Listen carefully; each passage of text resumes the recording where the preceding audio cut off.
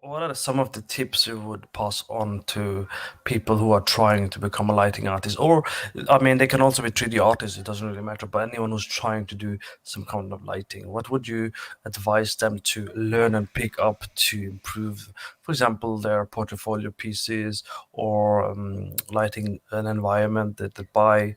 Um, is this something you can pass on to people that you think is useful, that you wish you knew 4 years ago or 3 years ago?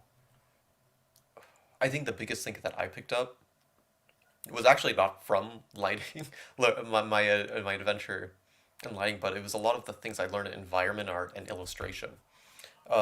Understanding, the fundamentals of composition, creating depth, creating mood, from illustration was really, really powerful for me, at least, because if I came to a piece like this, actually sometimes what I'll do is I'll throw it into Photoshop and I'll do a quick painting over it, or I'll sketch over stuff.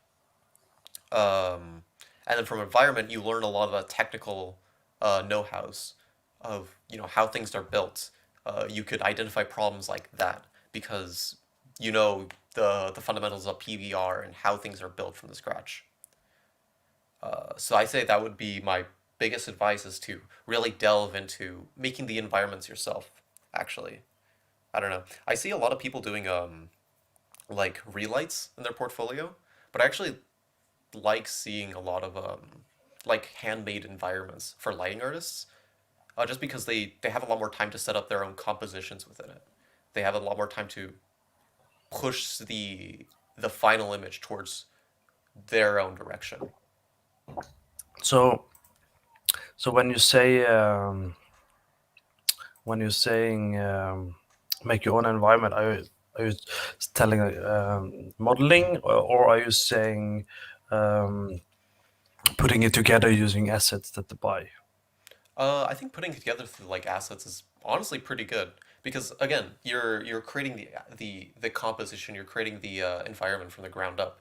So you control the composition, you control what's in the scene, and so you'll have a much better time just kind of lighting it and making it look better. But I think as a lighting artist, you should at least have built one environment from scratch at the very least, because understanding, you know, the performance and the topology, and what goes into the textures and what's important in that sense is it helps build your fundamental understanding of not only visually how do I compose this scene, but also performance wise, what's going on in the scene and uh,